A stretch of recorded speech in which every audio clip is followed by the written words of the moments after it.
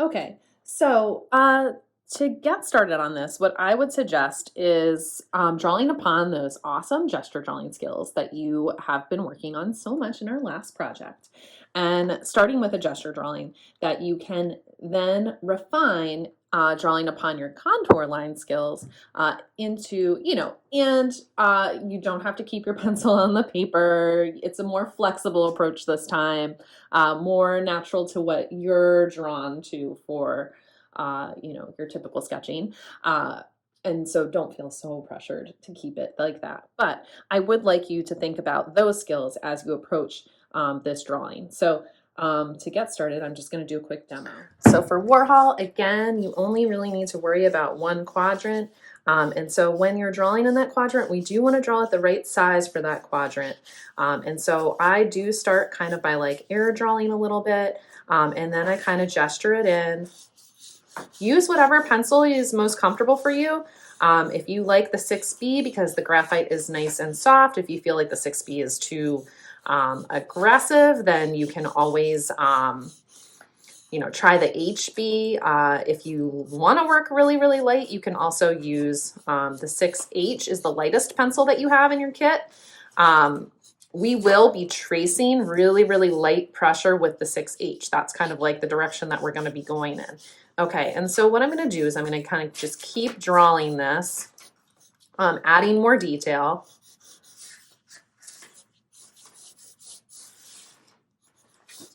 Kind of thinking about that gesture approach, just like kind of quickly mapping things out.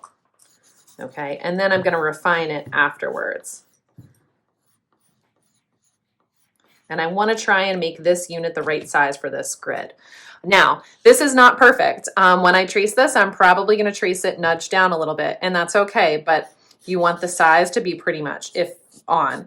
If it's not, you can erase and you can fix it. So go ahead and get started. If you're doing a Warhol piece, get started like this, and then you're going to take some time to refine it into a finished drawing. And the page is not working. It does. You're doing a Lichtenstein style piece. There's a lot of resources on the internet that you could look for. So if you're doing like a spiky bubble, you can Google image search pop art captions, and that will help you to kind of get some inspiration. For the Ben-Day dots, you don't have to sketch them in on your rough draft. Leave the space empty for right now. Unless you're really coming up with your own very unique Ben-Day dot pattern that's going to be like a gradient, like going light to dark in there, but you really don't have to do that yet. That is typically something that we do at the very, very end of the project. It's like the last step of marker that we add. And there are also a lot of really cool Ben-Day dot patterns on Google. So if you do a Google image search and you look for Ben-Day dot patterns, I bet you'll find some really cool ones that you could think about trying if you're doing a Lichtenstein piece. So with Warhol, we divide the paper up into quadrants. If you are choosing for your project to do a Lichtenstein style one, I want you to look at your thumbnail for like, I don't know, about 20% of what you're doing. And then I want you to look at your object really, really closely. And if you need resource images to add into that, go ahead and look at those. Like if you decided to add a pop art face in there and you're looking at a resource image for that, or you're looking at your own reflection and making yourself pop art style person, that's totally cool. But make sure that you're looking at the actual 3D object for when you're sketching it out for your rough draft. And I suggest, again, making sure that you kind of start with our gesture style approach to doing your pop art piece. And so if I do this one where I wanted to have kind of the full, this thumbnail down here where I want to have the cupcake like fully intact, and then I want to have like the pieces kind of like flying and falling separately from there, I can look mostly at the object for that and really just look here for my compositional layout, and then I can look online for ideas for captions and onomatopoeias. I can actually take the object and kind of like, listen. Wobble is not actually the onomatopoeia there. You can exaggerate onomatopoeias. But the onomatopoeia should be the sound that the object would make, or like a sound that goes along with the narrative that you built into your pop art piece. So, so for Liechtenstein, I do want to kind of look at what I have here and think about how I'm going to enlarge it on here. And so I will start kind of with, you know, just kind of quickly gesturing it in. So I get my cupcake drawn the right size for the whole piece. And then I want to kind of take it apart and think about, well, okay, what size is it going to be drawn down here? And just kind of gesture it in real lightly until I feel good about what I have. And I can also kind of position these around.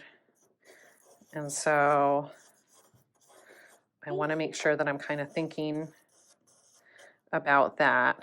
And then maybe I'll bring the icing down here like even bigger so it's like exaggerated in the foreground. So I want to figure out sizing first. And then I'm going to go in and I'm going to draw them, you know, more carefully, more observation, more direct observation. Really making sure that I'm adding all the details. And so there you can kind of draw upon your contour line style, but you don't have to be strict about contour line. It's not like I'm checking for like a continuous line here. That was for the project. It's a really good skill to have. It's a good skill to draw upon, but you do not have to be super strict about that in this, you know, in the approach to this project. It's just something skill-wise that I think is good to draw upon, okay? And so I'm going to quickly rough it in, and then I'll go back and refine it even more. But I like to not draw like inch by inch perfecting things, because if you have one thing that's off, and then you've spent all that time kind of fixing that one thing, it's going to be really sad if you have to erase the whole thing or start the whole thing over. So I like to really kind of roughly draw things in with the whole piece and then go back and refine them after that. So, so just a heads up there. That's kind of what we're aiming to do with your piece, is kind of approach it like, you know, all at once. And then we'll go back once things are kind of like in a good place, you're happy with what you have. Christmas. Then you can go and tidy up each area. Mommy,